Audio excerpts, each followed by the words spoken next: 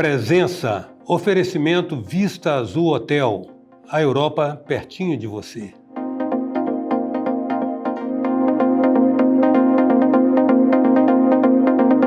A presença hoje é a do economista-chefe do Banco do Estado do Espírito Santo, Banestes, o economista Antônio Marcos Machado, que eu vi na última vez como professor da UVV. E agora revejo aqui, tripulando essa cátedra tão importante, essa cadeira tão importante. Marcos, o Acordo de Basileia define que, eu acho que o Acordo de Basileia, que regula um pouco essas operações bancárias, ele decide que a operação do banco é alavancada pelo seu patrimônio líquido. De quanto é essa capacidade do Banestes? Como é que vocês 14,6. É boa. Está na média, né? Você pode pegar o patrimônio de 14,5. O que você diz, você traduzindo assim, simplesmente, o quanto o banco tem de liquidez para honrar seu compromisso. Né? Porque já teve banco que quebrou. Então, o Acordo de Basileia exigiu que o banco tivesse um caixa para cumprir suas obrigações em caso de alguma dificuldade. Nesse caso, você está falando de 14,5 vezes o patrimônio líquido. Isso, 14,5. Agora, quando o banco quebra, o que o cara faz? Porque o fundo de compensação, eu acho que é de R$300 mil. O que o cara faz? O que o depositante faz? Ele tem um fundo garantidor, né? Mas é muito difícil hoje um banco quebrar. Muito difícil, porque ele é muito regulado. Até chegar ao ponto de quebrar, já houve um momento que isso acontecia, porque nós tínhamos uma regulação muito pequena. Hoje nós temos a CVM muito atuante, o Banco Central muito atuante, o Conselho Monetário Nacional muito atuante e o cliente com muito mais poder legal. Então, assim, a chegar ao ponto de quebrar é, assim, muito raro. Eu não acredito que isso venha acontecer. É uma improbabilidade, não é uma impossibilidade. O Lehman Brothers quebrou lá nos Estados Unidos, um momento diferente. Depois disso, a regulação aumentou muito. Aqui o Santos Neves quebrou. Qual era a regulação? Nenhuma. Depois do Lehman Brothers, depois da crise de 2008, a regulação é imensa.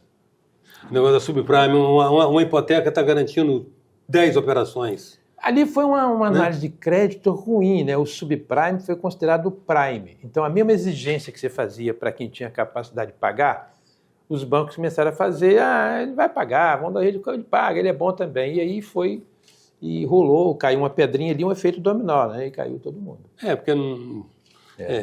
O banco tem que ter muito critério. Mas Marcos, foi muito bom ter essa oportunidade. A gente conhece você na militância do setor público há muitos anos, em papéis destacados, professor, secretário de... Foi secretário de Desenvolvimento? Fui secretário de Desenvolvimento, Planejamento... Mas olha bem, a minha leitura de leigo, como você é especialista, é uma oportunidade preciosa de submeter a sua avaliação. A questão do Lehman Brothers em 2008, né? 2008, outubro de 2008, eu acho, é o seguinte... Nos Estados Unidos, você tem um sistema você tinha assim, a deficiência da regulação, mas o banco no Brasil financia a produção ou compra a Selic? Olha, depende do governo. O governo é que estabelece a Selic. O banco, ele é uma loja, igual o outro, é um banco comercial. Então, a questão dele é gerar lucro.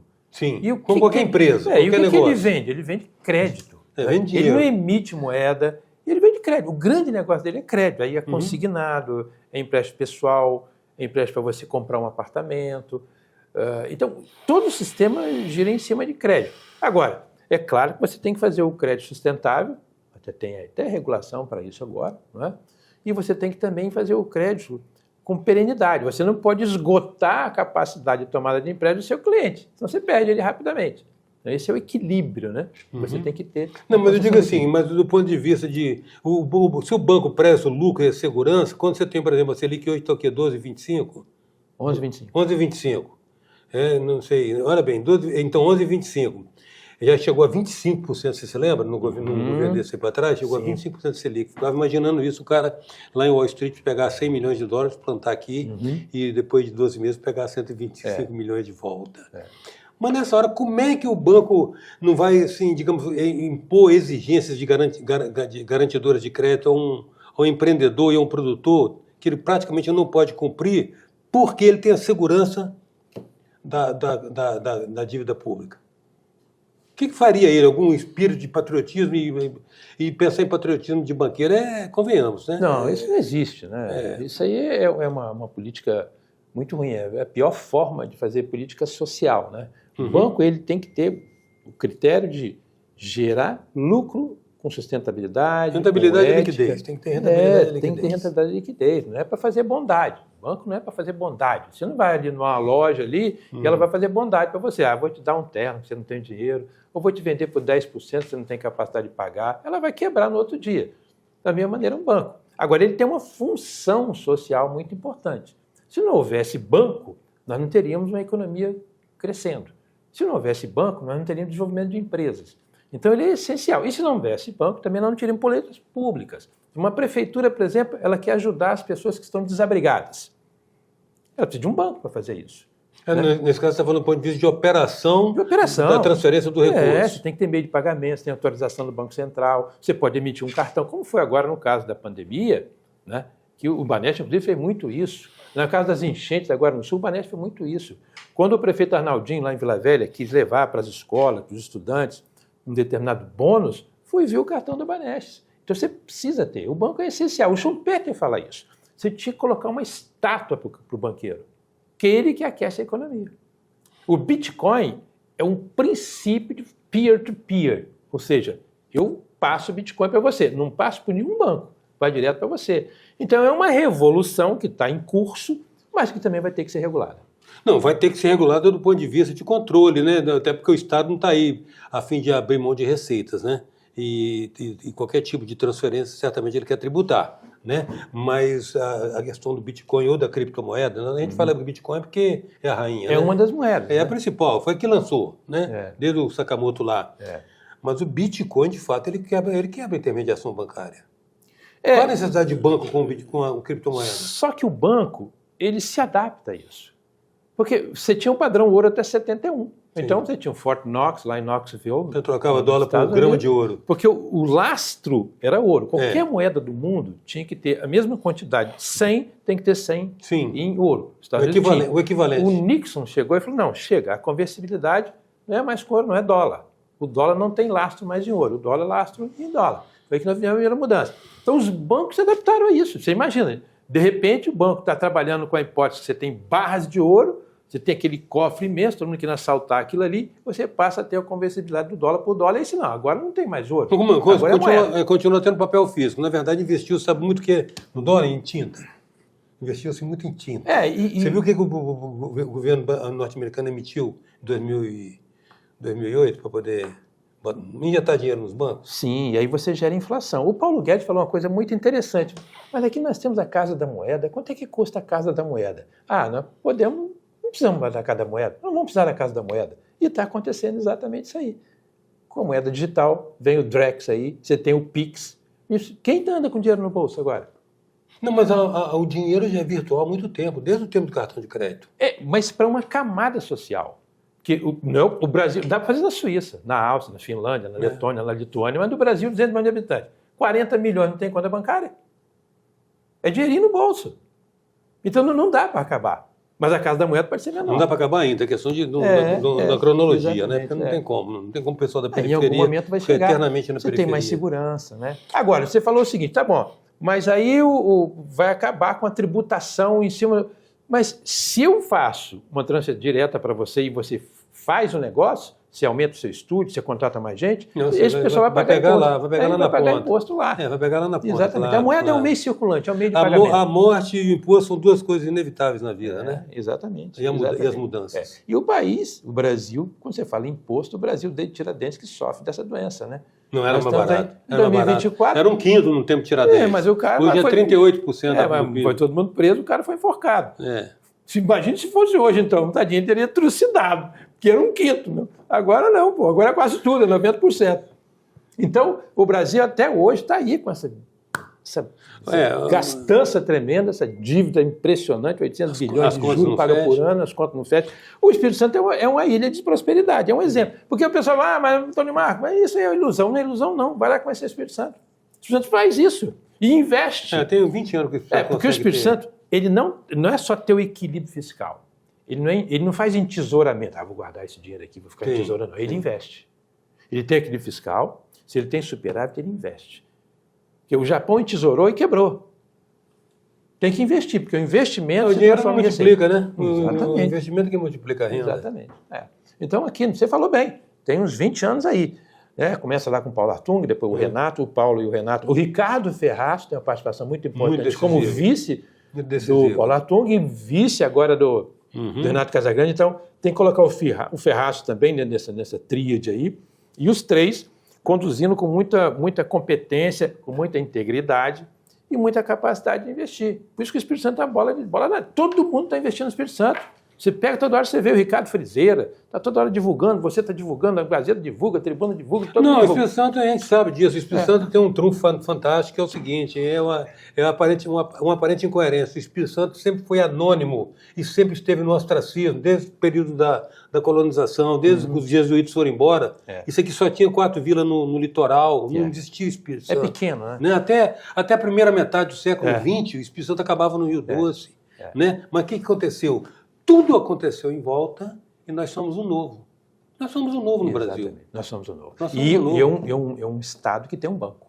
Né? 92% do Baneste pertence ao governo do estado. Isso é ótimo. Tem estado aí que está... Chegou o novo cônsul norte-americano. É bom um estado ter o seu próprio banco? Muito bom. Mas não está na contramão de tendência, não? Já que nenhum outro estado tem. Não, o contramão na tendência é quando você tem um ativo que dá prejuízo. Sei. Mas você tem um ativo que te dá lucro, que emprega muita gente, são quase... mais de 2.000 pessoas. Se você pode três pessoas na família, então você tá pagando o salário das pessoas, elas pagam imposto, elas consomem, o banco paga imposto, o banco paga dividendo ao governo do Estado, o banco paga publicidade, as pessoas estão circulando e consumindo gasolina. Então, o que o economista chama não tem vazamento, porque é um banco do Estado. Então, se você tem um banco concorrente nosso, a gente adora a concorrência, tem o maior respeito pela concorrência, mas a sede dele não é aqui. A sede dele é em São Paulo, mas você sabe a sede dele é no Rio. Okay. Aqui não. Você gerou o lucro, é fluxo circular da renda, é aqui dentro. É dentro mas você é economista, a economia trabalha com a tese de que o consumidor é um cara que, teoricamente, mentira isso, mas teoricamente o cara é racional. E ele vai sempre escolher a opção menor. Um cara que vai pegar um dinheiro emprestado e você acha que ele vai considerar todos os efeitos sociais do banco ou vai considerar se o concorrente oferece uma taxa, um spread menor? Você sabe que o banco já fez em uma época... passou essa imagem de que o Banco do Estado é o Banco do Espírito Santo, eu me lembro muito bem disso, mas hoje nem precisa muito, porque o banco ele desenvolveu uma proximidade com o capixaba muito grande. Ele é reconhecido pelas pessoas, porque ele tem uma rede de agências que está em todos os municípios. Não, ele é o único banco que tem. Então não tem mais. Então ele fica... E é banco, não é cooperativa, ele é banco. Então, ele trata bem os seus clientes, ele está investindo fortemente em tecnologia, porque não tem outro jeito. É a próxima pauta nossa aqui. Porque... Mas essa tecnologia não está demitindo as pessoas. Tem plano de demissão incentivado? Tem, porque é o turnover, a pessoa já está chegando, aposentadoria, né? Naturalmente, ela precisa também ter qualidade de vida. Não, e a tecnologia vai liberar a mão de obra, né, Marco? Ela vai liberar, vai liberar a mão de obra. E as pessoas, elas têm que se preparar para isso. Ao mesmo tempo que ela libera, ela atrai. Porque tem uma rapaziada aí, geração Z, que está dominando a parte da informática, que está se empregando. E não necessariamente fisicamente lá, mas em home office ou à distância, e mais de um emprego. A presença hoje é a do economista-chefe do Banestes, Banco do Estado do Espírito Santo, Antônio Marcos Machado. A gente volta já. Deu quanto? 14? Venha viver momentos inesquecíveis no Hotel Vista Azul, nas Montanhas Capixabas. Resort com piscina interna e externa, quadras de tênis, jacuzzi, suítes amplas e confortáveis, lounge com lareira e um mirante com vista para a Pedra Azul. Hotel Vista Azul, a Europa, pertinho de você. Voltamos com a presença, um oferecimento do Vista Azul Hotel. Voltamos com a presença do economista-chefe do Banco do Estado do Espírito Santo, Banestes, o economista Antônio Marcos Machado. Então, Marcos, você acha que a tecnologia, o advento da tecnologia e a necessidade do banco estar atualizado tecnologicamente para não ficar para trás, isso, se de um lado vai liberar uma mão de obra, de outro vai trazer uma mão de obra de outro perfil. Exatamente. Os millennials, a garotada os nômades digitais. A inteligência artificial. A IA está aí junto aí. E também com uma característica. Ele é digital e físico. Você pode estar longe dele ou perto dele, porque ele tem a agência física ainda. Então, isso é uma dualidade muito interessante, porque nós precisamos. Essa é uma fase de transição. É igual a questão da sustentabilidade, do ESG, da energia limpa. Isso tem uma fase de transição. Então, não dá para você 100% digital. Não. Enquanto assimila essa nova cultura, né? Exatamente, porque o cliente também, muitas vezes, ele tem certa dificuldade. Agora uma coisa, existe alguma sintonia ou conexão? O Banestes está investindo muito em comprar folha de pagamento. É um business, é um business, é uma permuta, é um serviço. E como tal, monetizado e rentabilizado. Mas a gente não pode dizer que isso aí é uma função pública relevante. Isso é um business, é um negócio. Existe alguma sintonia ou conexão do Banestes com política pública do governo do Estado? Seu principal acionista, setores que o governo ou o seu planejamento, você é um cara de planejamento, considera como estratégico para o Estado e então mobiliza o banco para ser um operador da implementação daquela política pública setorial. Tem algum tipo de conexão dessa? O banco não faz isso. O banco faz o seguinte, ele passa parte do que chama dividendos para o acionista, que é o governo do Estado, e o governo do Estado é que usa esse recurso. Mas o banco é banco, né? O banco é banco. Ele não tem participação política. O governador também do Estado não faz nenhuma interferência política no banco. Ele diz para a gente o seguinte, olha, você tem que me dar lucro. E a gente entrega dividendos para ele e ele faz as políticas públicas. O banco faz uma outra coisa muito importante, que é a gestão do Fundo Soberano. O Espírito Santo, o Renato Casagrande, é tão inteligente, tão ousado, tão proativo, que ele criou um Fundo Soberano. Sim. Uma parte para desenvolver startups. E agora o intergeracional fica com o banco, porque a DTVM, que é o braço do Banco de Investimentos, né, é o único banco que tem aqui no estado que tem uma DTVM, tem um Instituto de Valores Imobiliários aqui há tanto tempo, e que faz esse dinheiro não perca valor. Então faz a gestão, faz investimento, tal, mas não existe nenhuma ingerência política. O governador só diz o seguinte, quero saber do resultado. É análise de performance e digamos assim, de eficácia.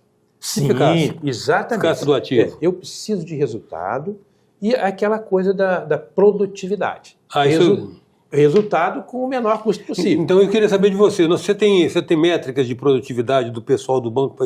Ou seja, deve ter uma média nacional, deve ter uma média setorial.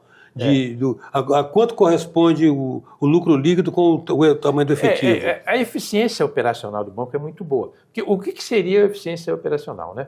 É o esforço. Se eu gero 100 milhões, quanto você gastou? O esforço que eu fiz, o esforço de gente, o esforço de tecnologia, o esforço para gerar isso aqui. Então, o caminho da eficiência operacional é você melhorar, fazer menos esforço e gerar o mesmo resultado, ou com o mesmo esforço gerar mais resultado. Chama-se produtividade. Isso é um desafio constante, né? Porque você tem a produtividade que você faz mais com o mesmo, mais com o mesmo, ou com o mesmo você faz mais. Então a gente sempre busca essa linha ali. É muito difícil. Por que é muito difícil? Porque o Brasil é muito inconstante, ele é muito instável. O nível de certeza, eu faço previsão de cenários, eu projeto cenários, é uma loucura. Eu e meus amigos todos do Brasil, que são economistas-chefe, professores... Nós vamos pegar uma baita carona agora para você falar então o seguinte, nesse momento, que cenário se projeta? Não é fácil, não. Que cenário se projeta nesse momento? Nós estamos falando agora início de dezembro de 2024, fechando o ano, que cenário se projeta? É muito fácil. O cenário do momento, ótimo. É uma foto maravilhosa. Curto prazo, você diz, na praia, desemprego caindo, as famílias consumindo mais e tal. Uma beleza, o governo gastando. Mas essa é a foto. O filme é péssimo. Porque esse consumo das famílias que saiu... Esse é o congelamento do momento, né? Esse consumo que cresceu agora é porque eu estou transferindo renda e o governo está gastando muito. O governo está com um déficit brutal e ele não para de gastar. Não saiu agora a contenção de gastos. Então, ótimo. No momento, é igual você está mal. Estou mal, mas você consegue um cartão de crédito. Você fica bom amanhã. Você vai no seu cartão de crédito, puxa, está com um terno novo, nossa, está jantando no restaurante. Melhorou, hein? Mas a médio prazo, vem a fatura. A médio prazo da fatura vem aí pipocando. É o caso do Brasil. A fatura está chegando. Qual é a fatura que chega na primeira vez? A inflação. E a inflação prejudica quem? Exatamente ao pobre. Exatamente a quem não tem dinheiro e que viveu dessa transferência ou do gasto público. Quando o governo gasta, ele gera um emprego. Se ele parar de gastar, esse emprego some. Então, isso é que o Paulo Guedes fazia, que era o lado da oferta. Retirar os impostos dos empresários, os empresários investirem mais, menos Brasil, menos Brasília, deixar a prefeitura resolver sua vida, os estados, tal. Mas não, o governo do Lula, e ele tem direito de fazer isso, ele foi eleito, não estou criticando, ele tem o maior respeito pelo presidente da República, é uma opção dele. Ele vai pelo lado da demanda agregada que a gente fala. Consumo das famílias, investimento das empresas, gasto do governo e saldo de exportações e importações. Então é na veia. Eu aumento, jogo dinheiro nas famílias. As famílias vão consumir. O governo gasta mais, isso aquece a economia. Mas se eu não tenho a empresa produzindo muito... É insustentável. Eu vou gerar inflação, não vou conseguir pagar.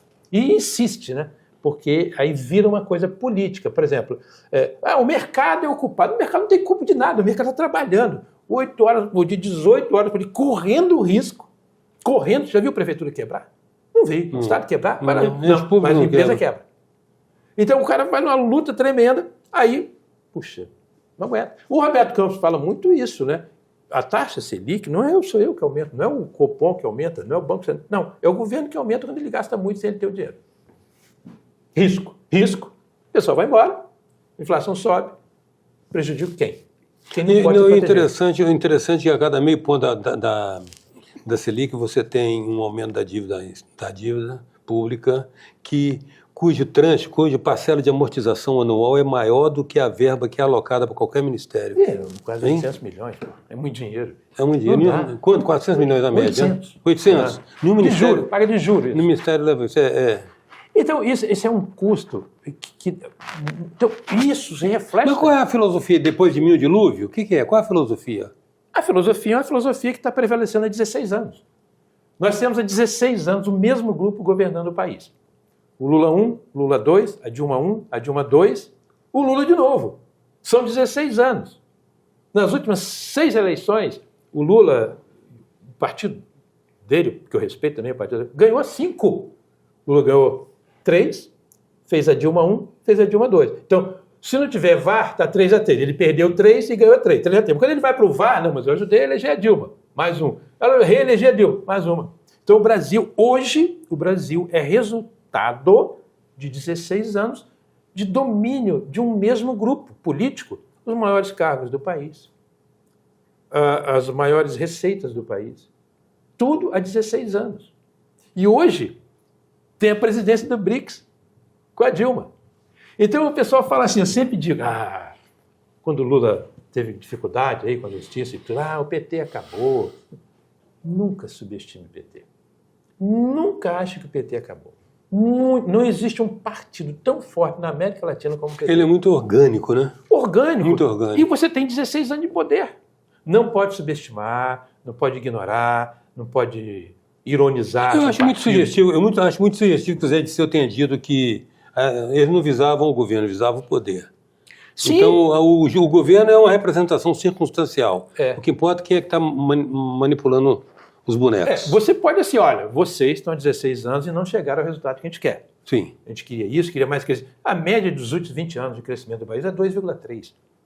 Então, um PIB que em média cresce 2,3% em 20 anos não está bom. Um país tem 200 milhões de pessoas, 40 milhões de pessoas aí ganhando 2 salários mínimos, 1 salário mínimo e meio. Então, são 16 anos e o resultado. Então, isso a gente pode dizer, podia ter feito mais, mas criticar ou menosprezar. Não menosprezar, criticar, né? Constatar. Claro. Mas uma crítica também construtiva, né? Olha, o caminho é esse, o caminho que não pode essa coisa do radicalismo.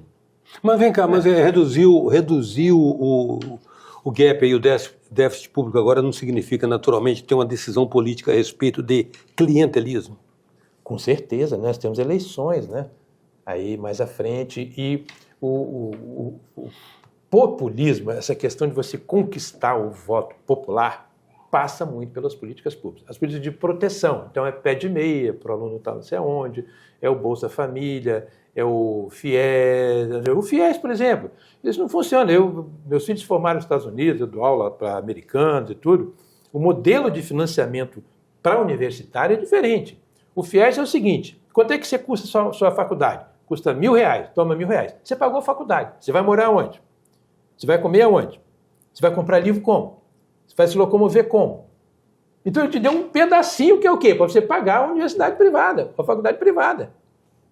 Mas a vida dele, aí ele tem que... Eu dou aluno meu que trabalha até chega às 8 da manhã no trabalho, sai às 6, vai para a sala de aula, fica lá assim, até às 10h30, no outro dia pega um buzu, cedão, mas ele está recebendo FIES. E depois ele tem que pagar. Então, é um financiamento estudantil universitário falho, porque ele cumpre uma parte, mas ele deixa a desejar no resto. Mas é uma iniciativa boa, melhor com ele do que sem ele. Melhor, tudo pode melhorar. Mas você vê que medidas pragmáticas, práticas, objetivas com relação à redução desse gap do déficit. Por exemplo... Você não pode aumentar o número de ministérios. Você dobrou o número de ministérios. Você não pode ter esse tipo de gasto. Você não pode fazer viagens internacionais constantes. Nós estamos no mundo da tecnologia. Você vai levar um entourage, vai botar avião para viajar, como você pode fazer daqui, pô. Marcos, voltando àquela expressão do Paulo Guedes... E, de novo, o exemplo está aqui no Espírito Santo, hein? Sim, não é utopia, o case, né? Não é utopia. Ah, mas Marcos, é utopia, não existe isso. Existe. Voltando àquela frase do Paulo Guedes, mais Brasil, menos Brasília. O Estado está custando muito caro, não está? O Estado, o ente Estado. Ele é pesado. Está muito caro. Ele é caro. Ele não entrega, ele não devolve. E isso é uma coisa que nós precisamos mudar com muita urgência. Mas não é também criticar, por exemplo, o super salário. Mas o juiz ganha demais, o desembargador ganha demais. Não foi ele que legislou, que criou o salário dele? O cara abre um concurso, está abrindo concurso agora para Ministério Público. Está lá, você vai lá, faz o concurso e passa. Você vai ganhar aquele dinheiro. Então, jogar o jogo, né? É jogar o jogo. Agora, se alguém resolver decidir sobre essa questão de salário, que decida. Mas eu não posso criticar o juiz que está trabalhando, o desembargador, o promotor, o procurador da República, o ministro supremo.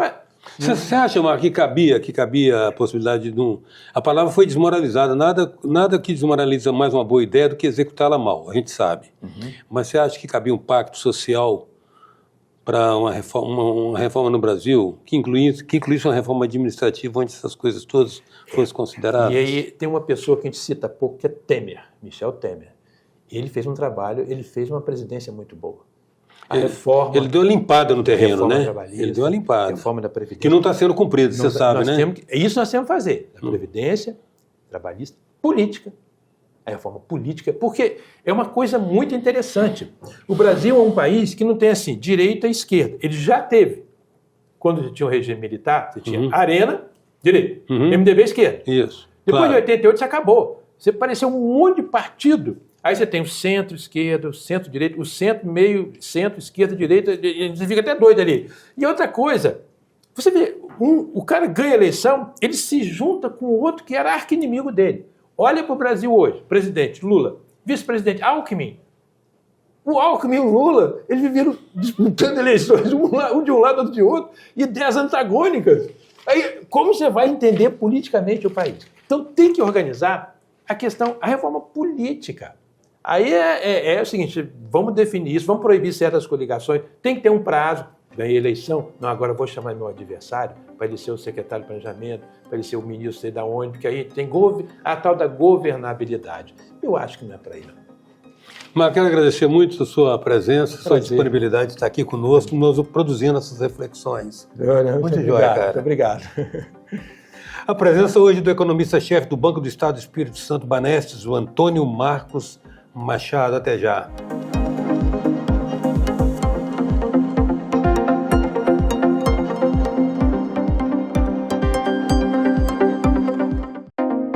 Presença, oferecimento Vista Azul Hotel, a Europa pertinho de você.